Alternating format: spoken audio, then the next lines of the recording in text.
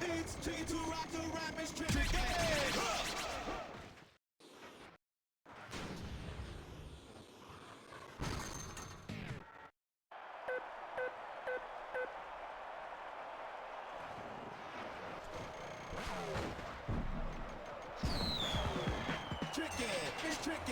It's tricky to rock the rap, it's tricky. It's tricky. It's tricky to rock the rap. It's tricky.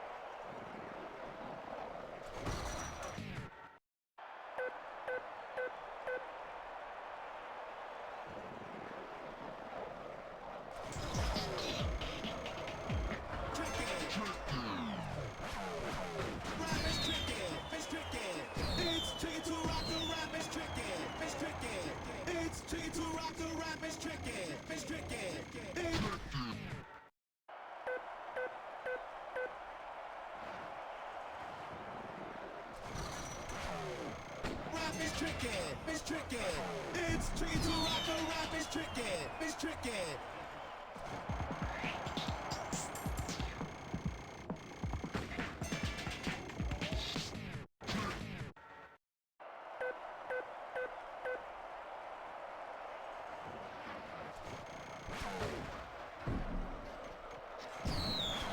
Tricky to rock the rap. It's tricky. It's tricky. It's tricky to rock the rap. It's tricky. It's tricky. It's tricky to rock the rap.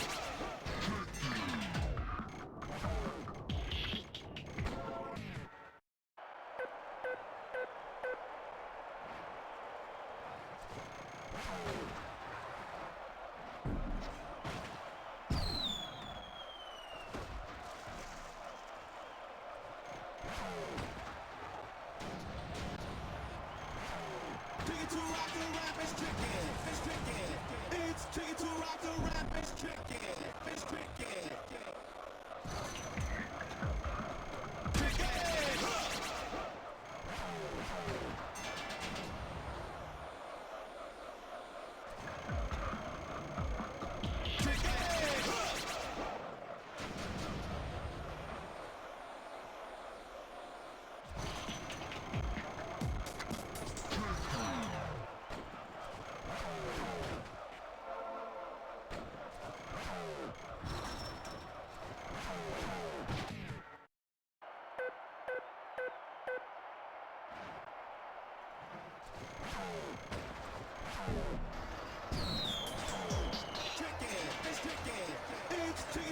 rap is tricky, it's tricky. It's tricky to rock the rap is tricky, it's tricky.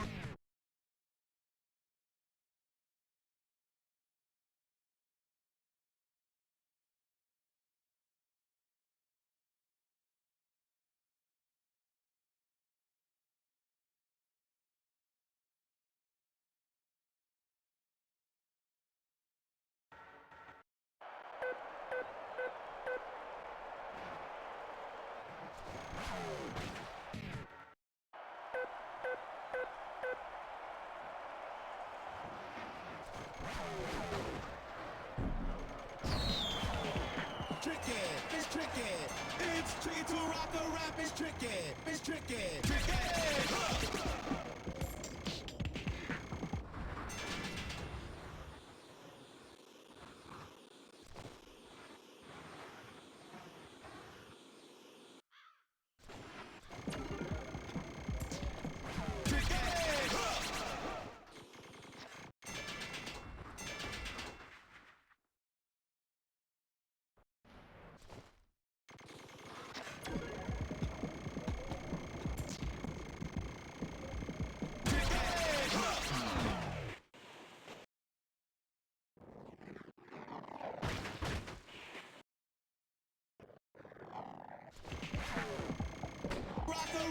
tricky, it's tricky.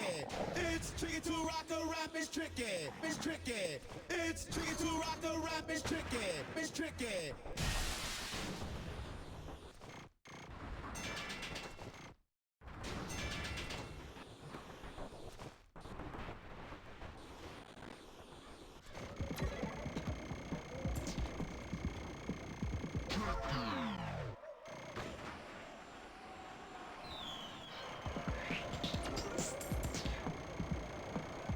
Rap is tricky, it's tricky. It's tricky to rock the rap, it's tricky, it's tricky. Rock the rap is tricky, it's tricky. It's tricky to rock the rap, it's tricky, it's tricky. It's tricky to rock the rap, it's tricky.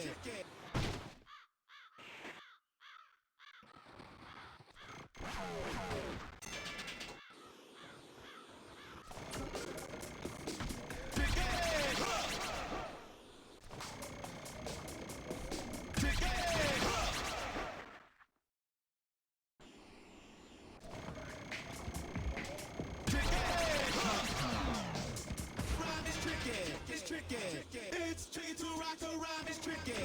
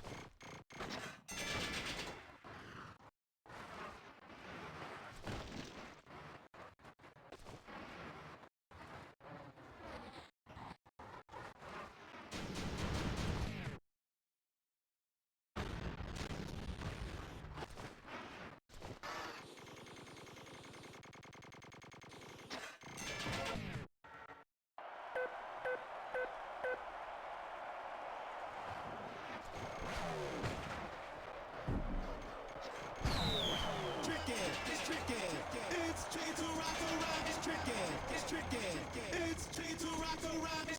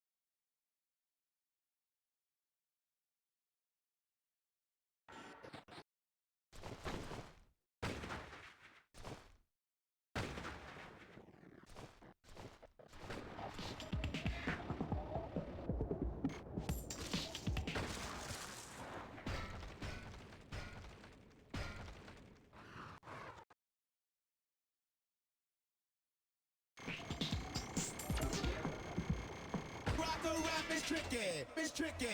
It's tricky to rock a rap. It's tricky, it's tricky.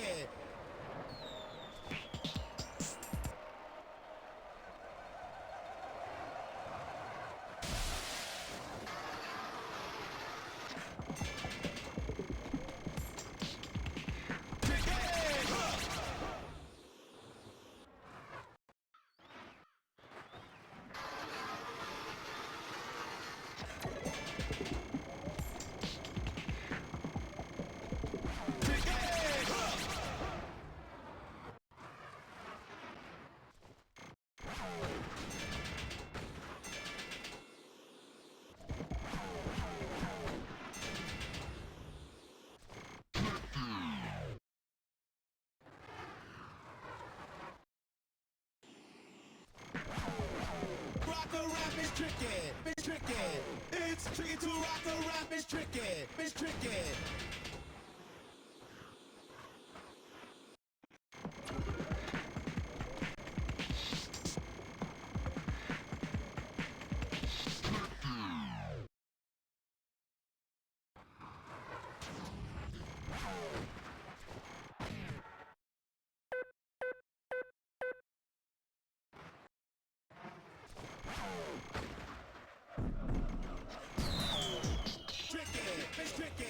It's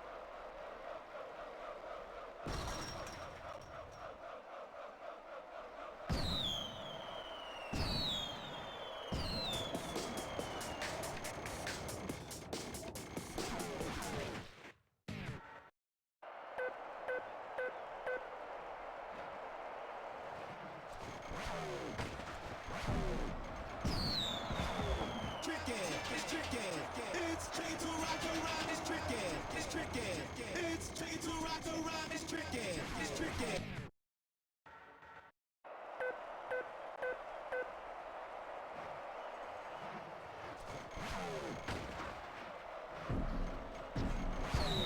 Tricky to rock the rap is tricky, it's tricky. It's tricky to rock the rap is tricky, it's tricky.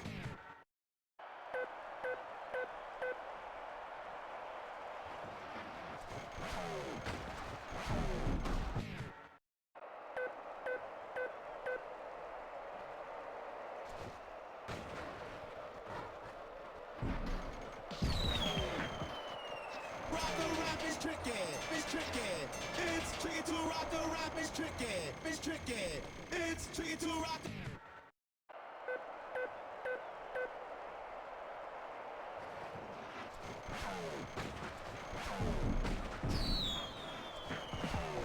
Rock the rap is tricky, it's tricky.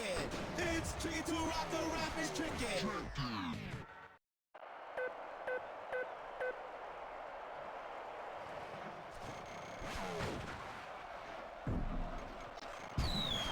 Tricky, it's tricky. It's tricky to rock the rap is tricky, it's tricky. It's tricky.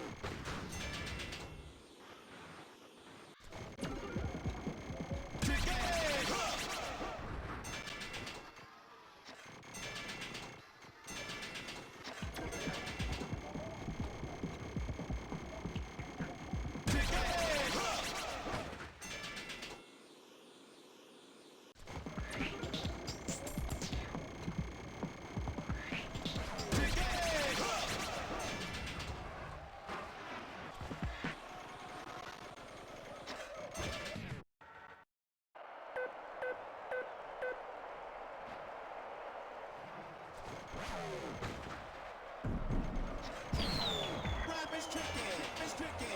It's tricky to rock.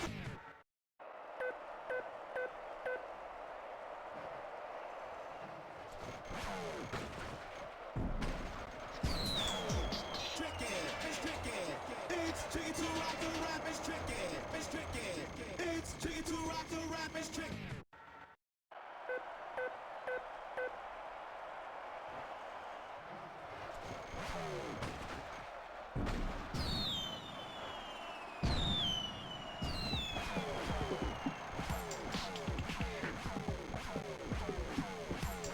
Rock the rap is tricky, it's tricky. It's tricky to rock the rap is tricky, it's tricky.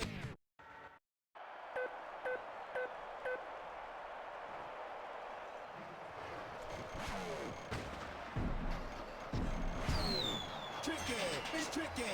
It's tricky to rock the rap is tricky, it's tricky. It's tricky to rock the rap is tricky.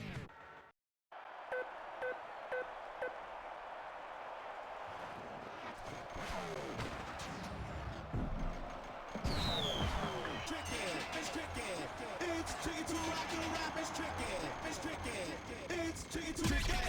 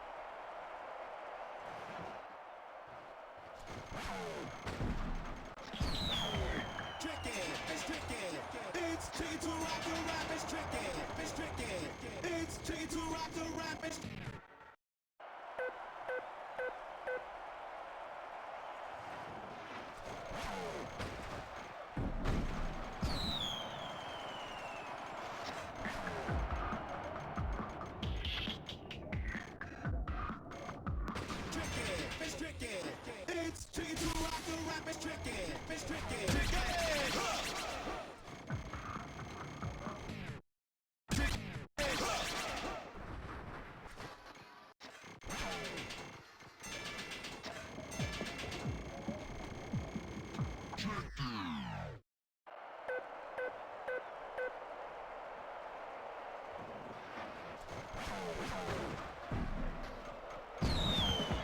Tricky, it's tricky.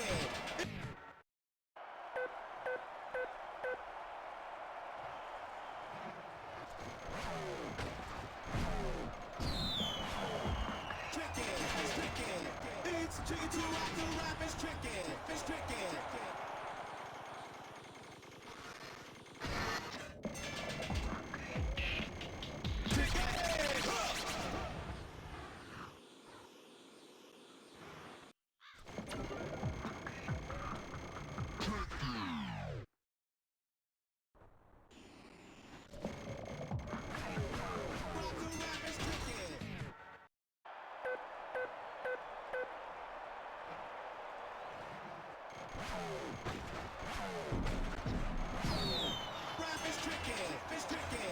It's tricky to rock the rap, it's tricky, it's tricky.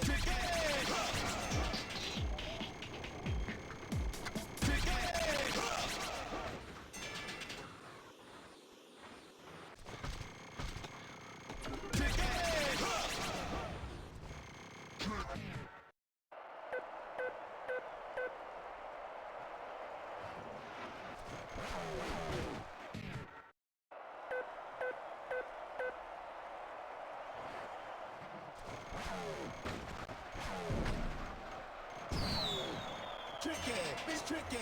It's tricky to rock the rap, it's tricky, it's tricky. It's tricky to rock the rap.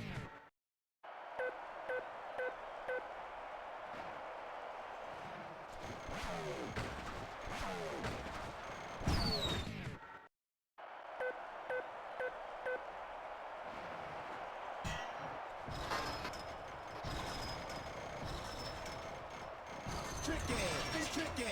It's tricky to rock the rap, it's tricky, it's tricky.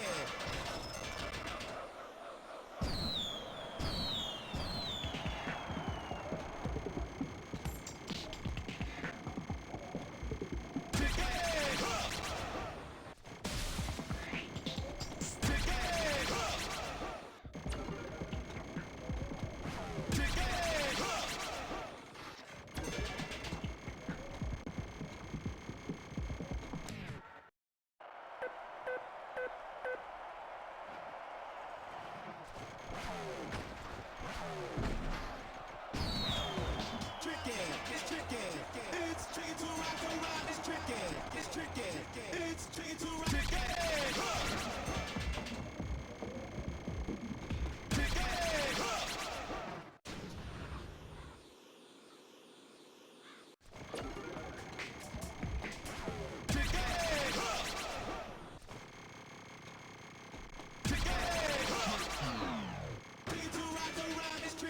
It's tricky. It's tricky to rock the rhyme, it's tricky. It's tricky. It's tricky to rock the rhyme, it's tricky. It's tricky.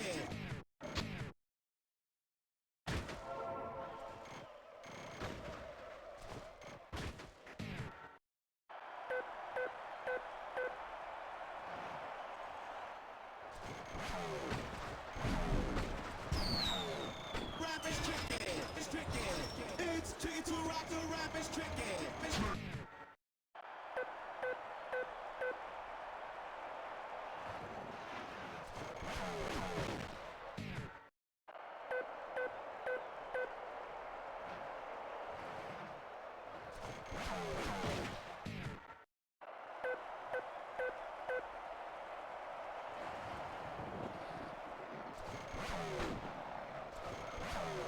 rap is tricky.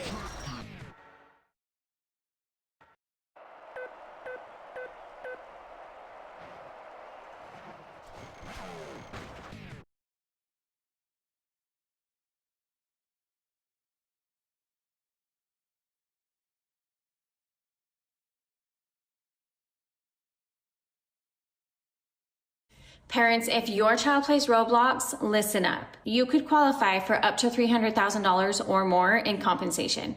If your child was... Okay, so today's story time is one that I'm very excited to tell. This one is hilarious. It's crazy. It's utterly insane for a lot of reasons. I hope you guys enjoy this one.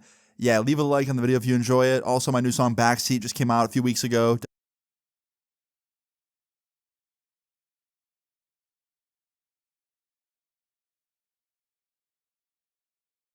Definitely go check that out. I'll drop it first link in the... Yo, what's good, everybody? It's Austin here, or Luna. Hope you guys are having a wonderful day so far. Wonderful weekend so far. Happy Saturday. My weekend's going pretty good. You know, I've spent most of it doing nothing, but that's besides the point. Yeah, today's video, it's a good one. It's an interesting one. I hope you all enjoy it. Before I jump into it, just want to say I dropped a song about a month ago called Backseat. Go check that out if you haven't yet. I'm sure most of you already have. I have another song coming out soon. I won't say the name yet, but it's coming out soon. And then after that, I have an album coming out. That'll be fun. But anyway, let's get into today's story. Today's story, I know I already said it just a second ago, but it's just, I don't even know what word to use to describe it. I know I just said it, but this is interesting. This is beyond interesting. This is like just insane. So I hope you enjoy it. Let's get into it. So today's story time is about the time that I got catfished. Now, I've talked about it before on this channel. I've had that happen to me a couple times. But those stories do not compare to the one I'm about to tell today. Okay, this is nothing like those. This is just in its own lane, just absolutely crazy, and definitely beats all the other ones out. Okay, so strap in, because it's interesting. So today's story time all starts off as a regular day back in 2018. Now, this was the end of 2018. I had moved back to New York recently. Life was going pretty good for the most part. Couldn't really complain. I had a girlfriend that I was pretty into at the time. I'd been dating her for about 3 months. I had a good group of friends around me, had my own apartment in New York. Life was great. I really couldn't complain. Until one morning in 2018, I wake up to a text that nobody likes to wake up to. The text was from my girlfriend, and it says, "I think we should take a break." That's all it said. No reasoning. No, like, hey, can we have a call? Like, didn't do it over the phone. Just texted me and said, she thinks we should take a break. So I responded to her message and I asked her why. Because I was curious, I want to know the reason as to why she wanted to take a break and, break up. And she responded with the classic, like, it's not you, it's me type shit. She didn't say that exactly, but that's basically what she said. It was something along the lines of, like, this is just how I feel. It's nothing you did. It's nothing that you can change. It's just me is how I feel. So I didn't really question it because I'm not going to argue with her about it. Like, it's how she feels. I'm not going to change her mind. So I just responded and I said, okay, well, good luck. And that was it. And like an hour later, she texted me again and was like, do you want to have a call to like get more closure? And I was like, no, not really. Like, the time to have a call probably would have been when you broke up with me, not an hour later when it's done. And there's not much more we could probably say. So no, I'm good. And like, that was the truth. What more like could we have said? Like, she already broke up with me and, we were already done. Me having a phone call with her wouldn't help anything. If anything, it'd probably just make me feel worse. So no, I told her no. And she responds thinking I was mad at her. She was like, I don't want to have a problem with you, Austin. Like, I still want to be friends. Like, I hope you're not mad at me. And I was like, I'm not really mad at you. I'm more just annoyed at how you went about breaking up with me. Like, a text message is kind of like, not the way to do it. And she responded, she's like, I know, I'm sorry. Like, I wish I didn't do it like that. I'm just so anxious. I don't know how to handle it. And I understood. I did. I'm someone that has pretty bad social anxiety and pretty bad anxiety in general. So, the idea of calling someone and breaking up with them, it can be pretty scary. So I didn't really like argue with her about it. I was just like, I get it. It's all good. And finally, we stopped talking. And we actually stopped talking. Like, about 2 weeks went by, and then it kind of hit me. I was like, oh shit, we actually broke up. Like, it's been 2 weeks. We haven't talked at all. Like, we're really not together anymore. And that's when it kind of started to sink in, like initially it sucked to get dumped, but I didn't really feel too bad yet. But 2 weeks later, I was definitely feeling pretty shitty. Definitely feeling that like heartbreak feeling, that kind of shitty like post-breakup feeling. And it was starting to show around my friends. I remember like I'd be going out with them and stuff, and they'd be like, dude, like, what's your problem? Like, you're so quiet. And I'd just be like, I don't know, I just don't feel very good. And yeah, I think they could kind of assume it was probably because of the breakup. And finally, about 2 or 3 weeks after the breakup, my buddy says something about it. So yeah, it's been about 2 weeks, maybe 3. I'm hanging out with some friends of mine one night at my apartment, clearly in a bad mood, just not very, happy. But I was trying to be social to snap out of it, but it wasn't really working. And my homie Colton was there, and he saw me like just kind of in a bad mood. And he walked up to me and he was like, yo, come here real quick. And we went into my guest room, and he closes the door. He's like, yo, man, what's good? I was like, what? What's up? He's like, bro, you seem so down lately, so depressed. Like, everybody notices it. Every time we ask you about it, you don't really give us an answer. Like, be honest, man. Like, what's bothering you? He's like, I want you to feel better. And I was like, I don't know, man. Like, it's a lot of stuff. Probably just the breakup, though. Like, you know, we were together for a few months, but it still sucks to, like, not be together anymore. And he's like, yeah, man, I totally get that. Like, breakups are never fun. They always suck. I'm sorry you're feeling that way. And I was like, it's all good, man. Like, time will heal. I just need time. He's like, you know what you need? You need a new person. Now, I fully disagreed with that. I was like, hell no, that's a terrible idea. Like, no. The last thing I need right now is another relationship, especially if I'm not over my last one yet. And Colton's like, nah, man, I'm not saying you need a relationship. I'm saying, like, you need a new friend, you know? Like, you need to meet a girl who you can, like, you know, go on some casual dates with, hang out, and then maybe you could, you know, think about a relationship. But you just need someone to, like, kind of take your mind off the other one. And I was like, I still disagree. And I still do disagree with him to this day. I think if you break up with somebody, the worst thing to do is immediately jump on dating apps and jump on, like, you know, trying to get into another relationship, because you're just going to distract yourself from how you're feeling. And then eventually it'll come back and you'll feel even worse because you were running from it for so long. At least that's how I've felt. So I personally advise against doing that. However, that is my experience. You know, other people's might be different, but in my experience, I don't like doing that. So naturally, I told him, nah, bad idea. And he kept pushing for me to, like, get on Tinder and Bumble and shit. And I was like, nah, man, bad idea. And after that, we just went back into the living room. We were hanging out with our friends. And about 2 hours later, everybody left. And I remember I was sitting on my couch, just like watching TV, watching Netflix. And what Colton had told me kept kind of going through my head. I was like, you know, maybe Colton's right. Maybe I should just download Tinder and not jump into a relationship, but, like, just try and find some new friends. So you know what I did? I jumped on the App Store and I installed Tinder. Now, I really wish I could go back in time and not install Tinder on this day, because little did I know, I was opening up a door to an insane situation. But yeah, I installed Tinder and I set up my profile. I'd been on it before, so I kind of, like, already had one. I just had to, like, change it. But yeah, I set up my stuff. I, like, put myself out there and I started swiping, right? Now, about 2 hours into being on there, I get some matches, okay? I'm talking to a few of them, and they're cool. They seem pretty nice, pretty chill. And for, like, the next week, I was using Tinder for about, I don't know, 20 minutes every day. Just, like, you know, either talking to matches or getting new matches. And about a week into using the app, I matched with this girl. And we'll just call her Carly, okay? I matched with this girl named Carly.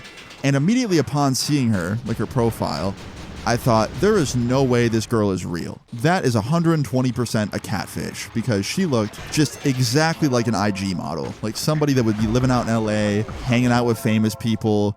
Like, you know, that's what she looked like on her profile, because literally she had photos of herself in LA. Not one picture looked like it was in New York where I lived. She also had some pictures on her profile that looked like, you know, some pretty important people were with her.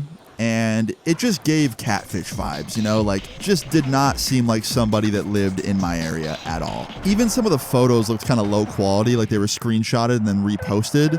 So yeah, I was definitely pretty sketched out by this profile. So honestly, I was just going to unmatch her. I thought, okay, that's definitely a catfish. I'm just going to unmatch her, right? And right when I went to do it, she messaged me. And she goes, hey, with a smiley face. And I should have just unmatched her and moved on. But I decided to be honest. So I responded to her, hey, and I said, hey, not to sound rude, but your profile kind of gives me like catfish vibes, and I just don't really trust it, so I'm going to unmatch you. Have a nice day. And she responds immediately and says, hey, I can prove I'm me. What's your number? And I thought, okay, now I'm intrigued. So I give her my phone number, and she texts me. She goes, hey, is this enough proof? And she sends me a message, a video message. And in this video, she waves to the camera, smiles, and says, hi, Austin, I'm not a catfish. Now, this was obviously before apps like Sora existed, and you could just use AI to generate stuff like that. So obviously, I'm like, oh shit, she's real, right? And immediately I'm like, oh my gosh, like, fuck, I feel so bad. I'm sorry I called you a catfish. And she was like, it's all good. Like, people do it all the time, and I have to send them a video, but all good. Nice to meet you. And I was like, yeah, you too. Before I know it, we get to talking. And we talk for like probably a good 3 hours over text, right? And she's really cool. Really, really cool. And also, I can tell from talking to her, she does live in my area. Like, we're talking about local food places we grew up going to. We're talking about, like, stores and stuff that are only in our area. Like, just shit that you only knew if you lived there, right? She played video games and shit. I thought that was really cool and really surprising, given the fact that, like, she just did not strike me as someone that would game. But she liked a lot of the same video games I did. And yeah, just everything was panning out to be really, really good in terms of me and this girl, Carly, you know, chatting or whatever. And everything was going great until about 2 weeks.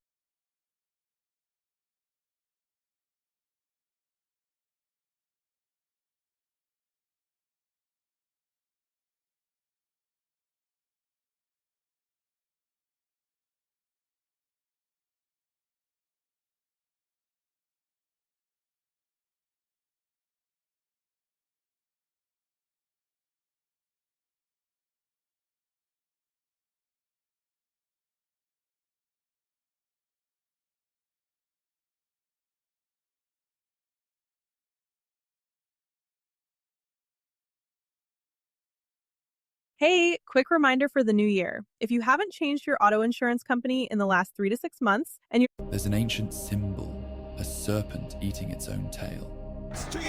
The Ouroboros. It appears in Aztec cosmology as the end of the world, in Greek philosophy as eternity, in medieval alchemy as the secret of transformation. Same image, different meanings. But every culture that drew it understood something we've forgotten. The thing that sustains you can also be the thing that destroys you. Self-consumption. The cycle that feeds on itself until there's nothing left. This is what your mind does. It creates a version of you, the acceptable you, the successful you, the you that fits in, and then spends your entire life defending that version, fortifying it, refusing to let it go, even when that version is killing you. You want to quit the job that's grinding you down. Your mind says, but you've invested 10 years. You can't throw that away. You want to pursue something that actually matters to you. Your mind says, but that's not realistic. That's not what people like you do. You want to stop performing and just be yourself. Your mind says, but what if they reject you? What if you're not enough? Your mind, trying to protect you, becomes your prison guard. The serpent consuming its own tail, creating and destroying, building and devouring, never breaking the cycle because the cycle is all it knows. Most people live their entire lives like this. They optimize the performance. They defend the persona.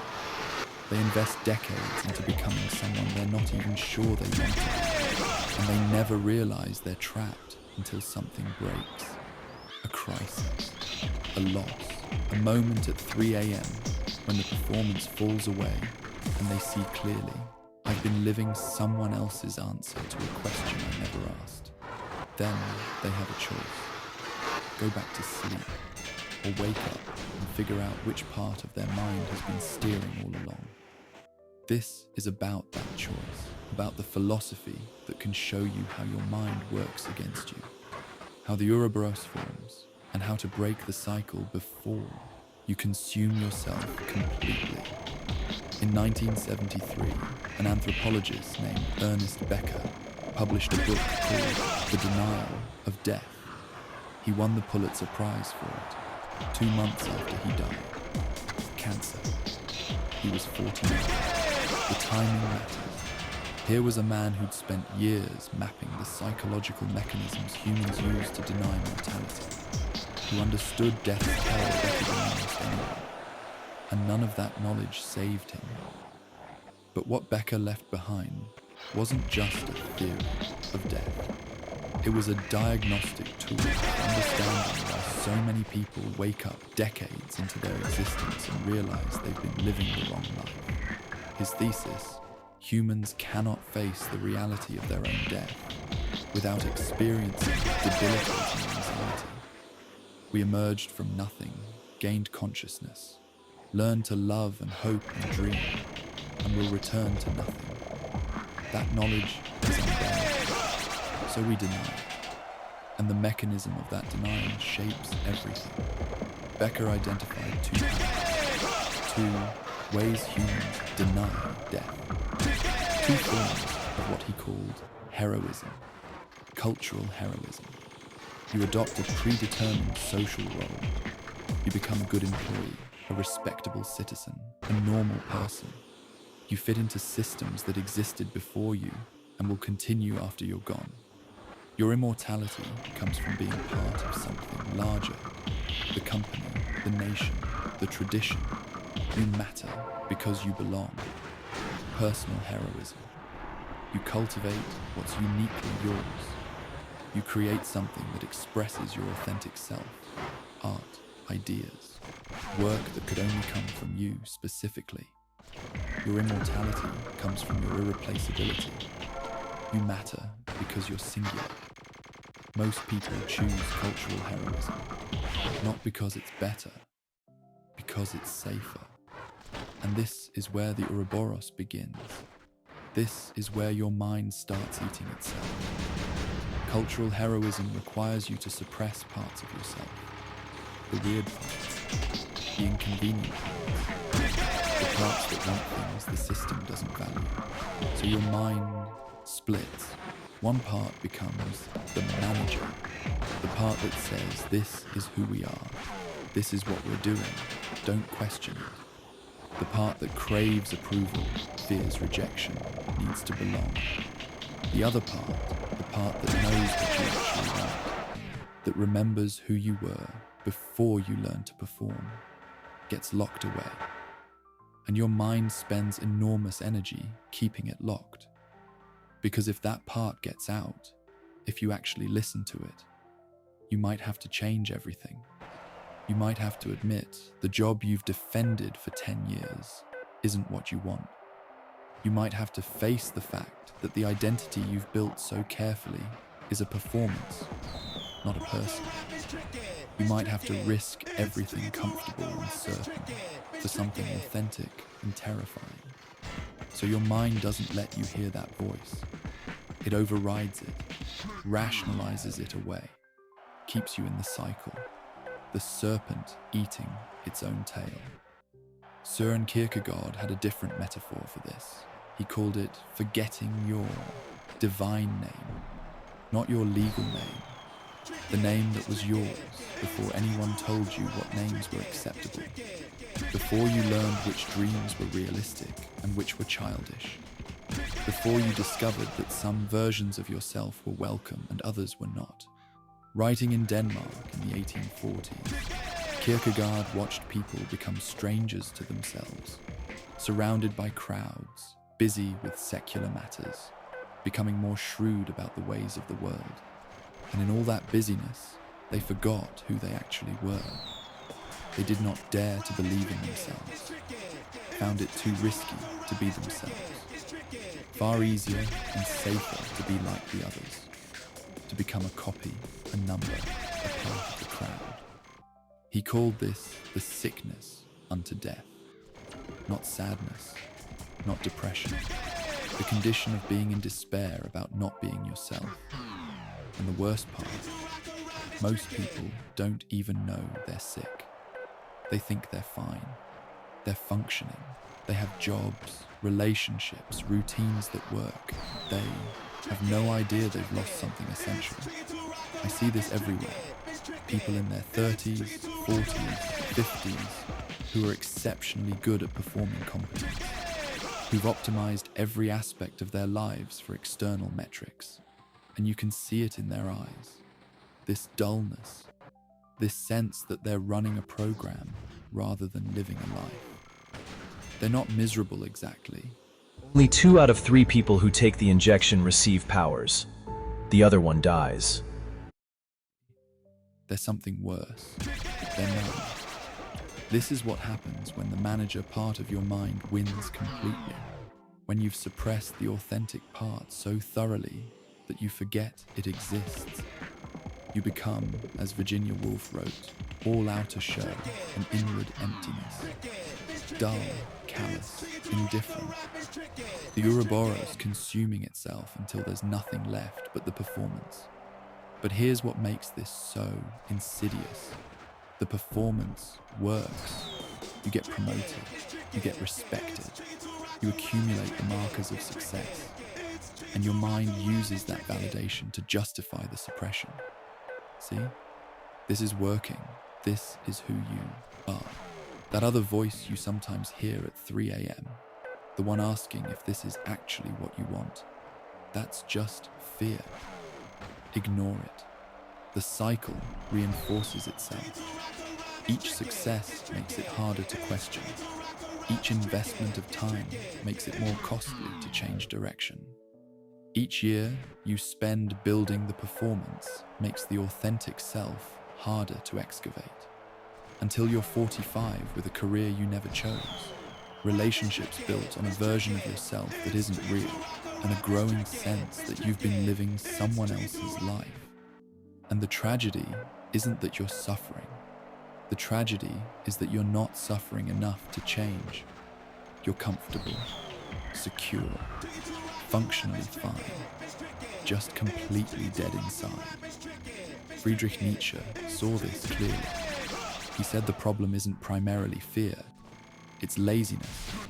Every person, he observed, knows deep down they're unique, knows they'll only exist once, knows that the particular combination of experiences and perspectives they have will never exist again. But we hide this knowledge. We hide behind customs and opinions. We cloak ourselves in what everyone else does, what's considered normal, what's considered realistic. Why?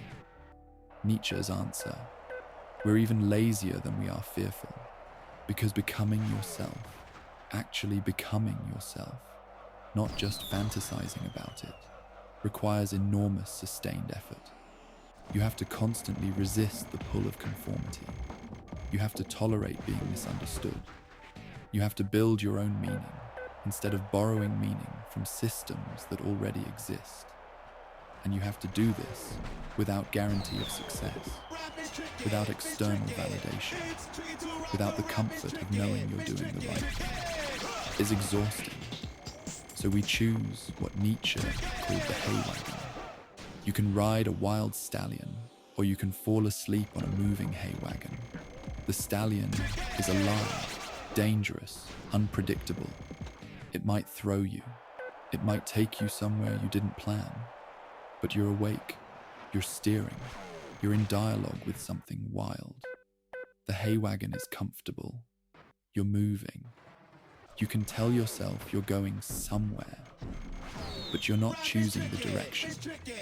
The wagon was already moving before you got on. You're just being carried by momentum that isn't yours.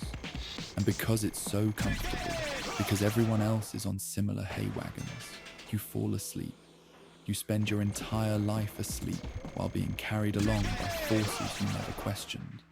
This is the Ouroboros in another form.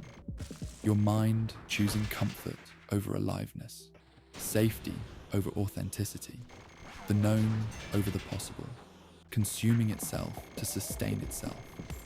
Now let me show you what this looks like in your actual brain. Because this isn't just philosophy, this is neuroscience. Ian McGilchrist, a psychiatrist who spent decades studying the divided brain, discovered that your two hemispheres don't just process different information. They create different worlds. Your left hemisphere is the manager. It loves categories, roles, systems, certainty. It needs to be right. It's the voice that says, this is realistic.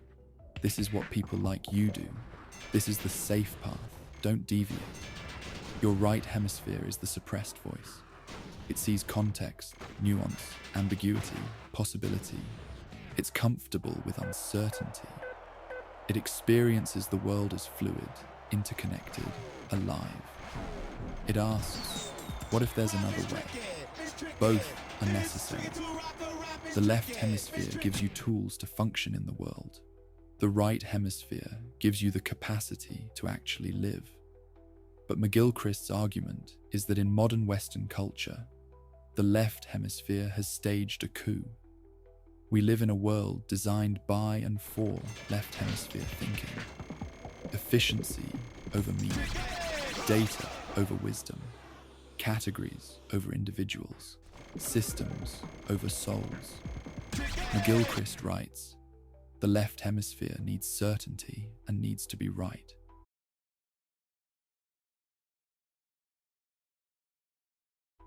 The right hemisphere makes it possible to hold several ambiguous possibilities in suspension together without premature closure.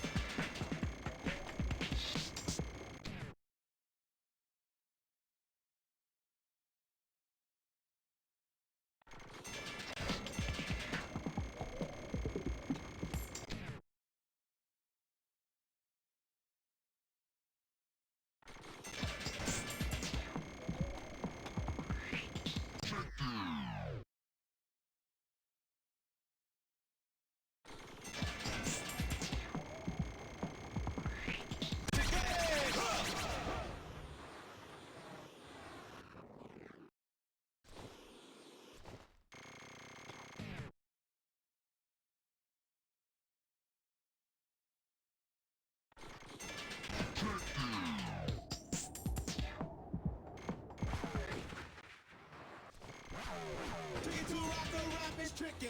It's tricky. It's tricky to rock the rap. It's tricky.